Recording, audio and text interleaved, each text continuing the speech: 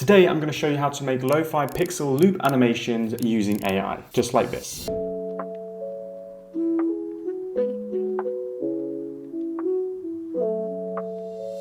And you might be wondering, why make these pixel art loop animations? Well, if we take a look on Fiverr right here, for lo-fi loop animations, if we look at the top sellers, right, they've all got a bunch of sales, a bunch of reviews, and they're selling anywhere between $20 to $100. So let's say the average was $60. But this average is for these higher quality loop animations that take a lot longer to make. But because we're using AI, we can actually make ours a lot faster. And while they're not as high quality and they're not this type of animation, some people still want this pixel art loop animation for their content. So if I search pixel lo-fi loop animation, as you can see, we've still got a bunch in here, and some of them are quite simple. So you could go onto Fiverr, start listing these. We can make like 5 to 10 of these in an hour. So if we sell it for $5, $10, or $15, let's say we do an average of 10, you can make 10 of these in an hour, making $100 in a single hour. And if you're watching this video early, there's not much competition yet. So if you go and list these, I'm pretty sure you could start ranking pretty easily because the result does look pretty good. And so that's how you can make money with the AI animation videos, and more specifically, the AI pixel animation videos. And so with that being said, here's how to make them. The very first step is generating our image. And I'm using MidJourney, but you can use any other image generator out there like ChatGPT or any you can find. Now, the most important part here is obviously the prompt. For this to look like it's lo-fi and for it to work, you want to have this at the beginning of your sentence, an isometric pixel art of, and then you describe your scene. Now, first of all, we choose a vehicle and then a road because this is like the easiest and the smoothest kind of animation you can do, and it looks lo-fi. Using a human or a pedestrian walking across the street would be too complex because we can't animate legs easily. And the reason why we want an isometric pixel art at the beginning is isometric will give it this 3D perspective and it will help it be consistent. And pixel art just gives it this lo-fi feel, and it also makes it easier when editing a little later on. So as you can see lower down, I've generated some Formula 1 cars. Here I've done a bunch of taxis, and we've got some ice cream trucks and vans. Now, when choosing your picture, what you do want to keep in mind is that anything that's in front of the road that gets in the way will have or will add an extra step. However, you want it to be reasonably solid. You don't want it to be too transparent. Now, I did use this one at the beginning of the video, the example I showed, and I'll show the extra step that I used to kind of cover this up and fix it, but it makes it a lot harder. So a good one to choose would, for example, be this one right here. So what I might do is just right click on it, and then I'm going to click Save Image. Now the next step is to head to Runway ML, and I'm going to leave the links in the description as always. But once you're on Runway ML, you want to go and find the tool Erase and Replace. Here we're going to import the image that we just downloaded from MidJourney, and we're going to go in, and I'm actually just going to paint it just like so. So I'm going to paint it, make sure I cover the entire truck, and essentially we don't want there to be a trace of the truck anymore. I'm just painting over the truck. I'm trying to be reasonably precise. I'm just going over it like that, filling in the gaps. And what I also want to do actually, once I've filled in the gaps, is I also want to remove the shadows, because we don't want there to be any proof that there was a vehicle here before. Ideally, we want it to be as consistent and as grey as this. Once we've painted over it, here I'm just going to type in street, and we're going to see how well it can get rid of it. And what's great about Runway is you've actually got quite a few generations for free. And now you'll notice the generation that it's done is actually put a car there, and I don't want a car there. So I'm going to flick through a few of these, and it's actually not done it very well. So I'm going to cancel, and we're just going to type in grey blank street, see if that does any better. And then you can play around also with the prompt weight. And so I might just tone this up a little bit and click generate. Okay, so that's done the pavement nicely. Now I'm just going to work through these. Okay, so now what I'm going to do is I'm actually going to accept this because it's done the pavement nicely, but I'm going to remove the sign. So I'm just going to go over the sign, and this time I'm hoping I can literally just type in grey road, generate. Frustratingly, it's adding these letters in, so I'm actually going to cancel that, and then this time I'm just going to reduce the prompt weight and then see what happens if I just put road in and then click generate again. And so now we essentially have the exact image we want. There's a few little hiccups here and there. So again, I'm just going to accept it, and we're going to go through and do this until we basically no longer have these things in the way. So after this one, we should have the image we want. There we go. And then once we've done, all we're going to do is just click on the download button on the left right here. So I'm going to download the file. And the next step is heading into Premiere Pro. And so what I want to do is drag in the image, but we're also going to drag the original one that we got from MidJourney. And the reason being is that we still need this van. So what I'm going to do for now is I'm just going to disable the one in the background, and I'm going to select this one right here, and I'm going to go down under opacity, and we're going to create a pen mask.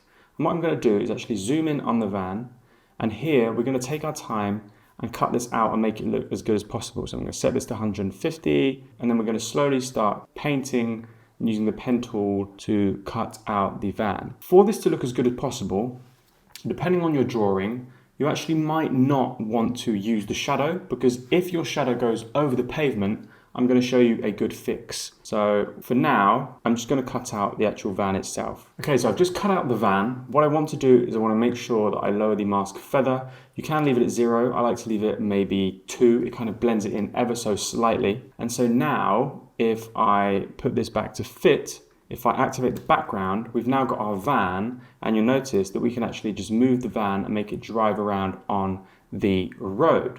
But you'll notice that when I'm driving here, it goes over the tree.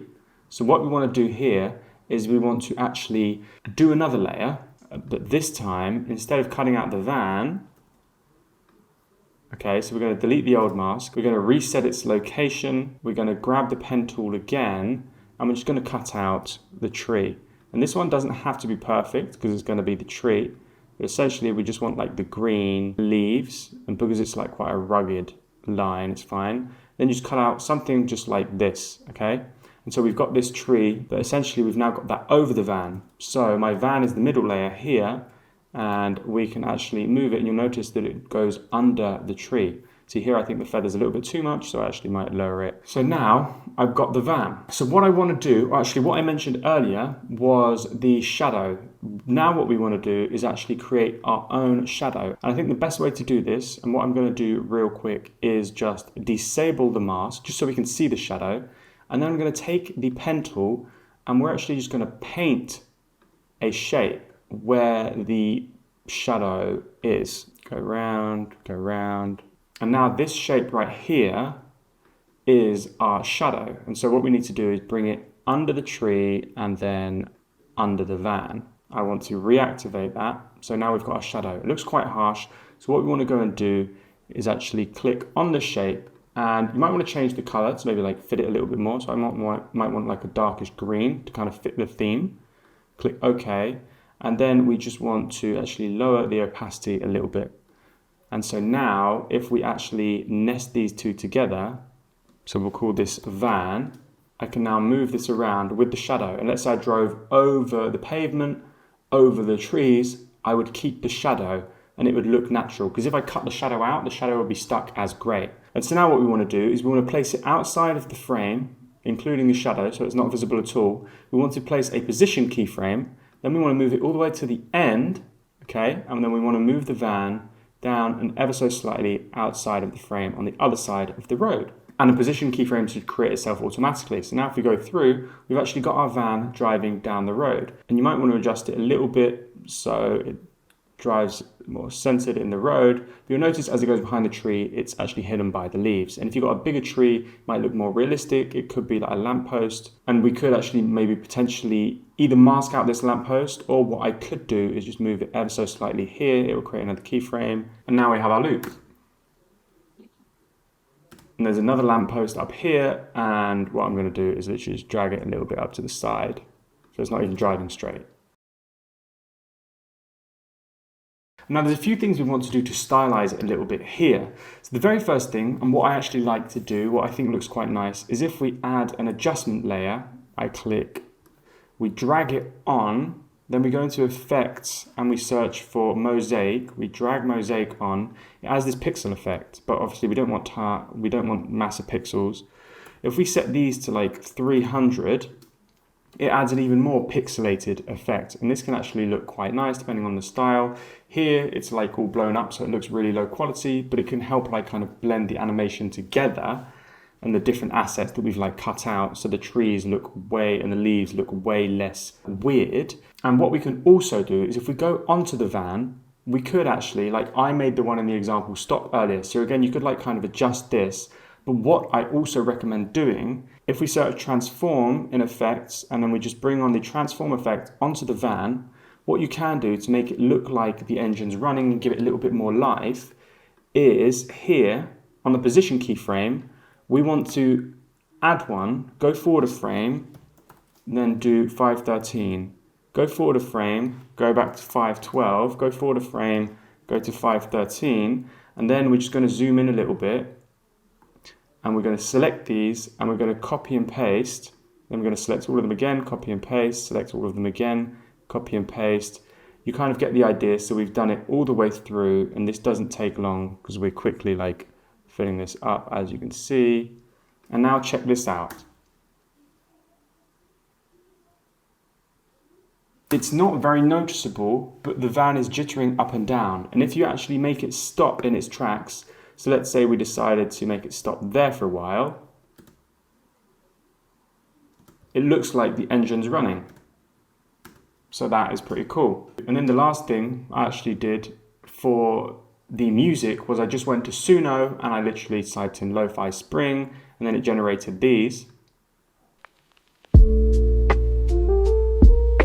So again, you can generate 5 songs a day for free. So I just downloaded this audio, brought it into Premiere Pro, I place it under, and then I can literally select all of these, and then I option click and drag them, place them on the end, select again, option click and drag them, stick them on the end, set the out point as O here, and now if I play it from the beginning,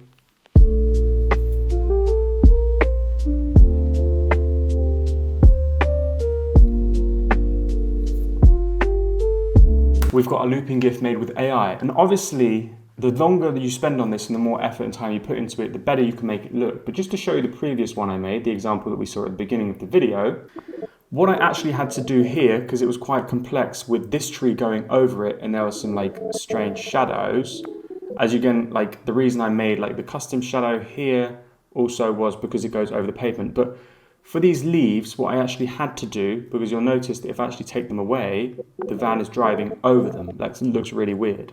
So what I actually did, super simple, is I just took a screenshot of the leaves like this.